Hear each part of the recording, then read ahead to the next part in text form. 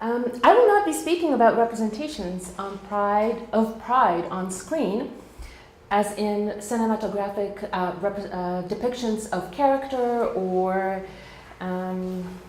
narratives that map the rise and fall of a careening pride, but rather about the pride of theory.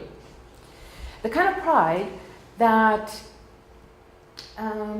is involved in an attempt to give an account for a work or action by giving testimony to what one wants to do or how one does it, instead of reflecting about what one actually does or what the work does. The fault of the first approach is that it only conjures what it cannot make actual, and the second is that it delegates to causal processes of technology the work of reason. One striking aspect of the present state of scholarship on Dziga Vertov is that the recognition he now widely receives for the mastery of his craft seems to have been made possible precisely by his failure to successfully execute the propaganda that he intended to carry out.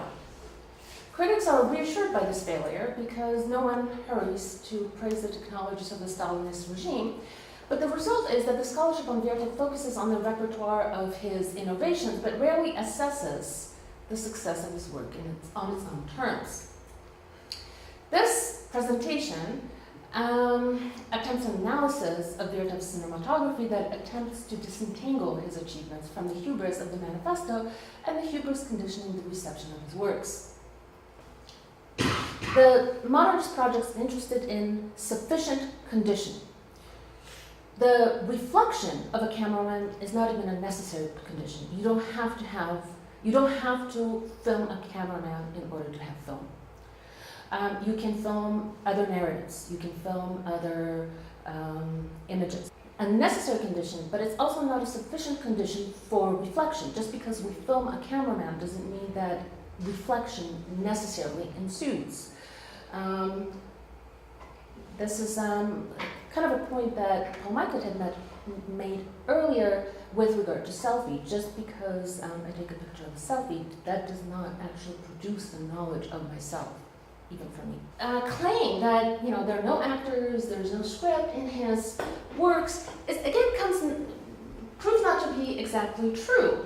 No one really gets caught off guard blinking this way, I don't know, just in the bathroom, right? It seems pretty clear that the person who blinked on this image was doing this specifically in response to the director's command.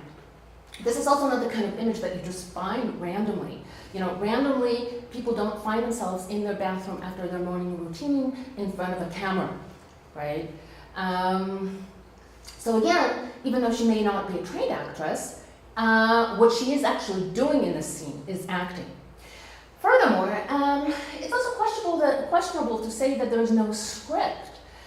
In order to put these images into alignment, there is a work of reason. Somebody put them into alignment in this way in order to elicit from the viewer a certain kind of narrative. The problem still remains of how do you take something like a bench, right? A bench that was made famous by the photograph that I include here, that doesn't actually appear in the original version of it, of the film. It appears later in the version of the film that Spielberg re-edited.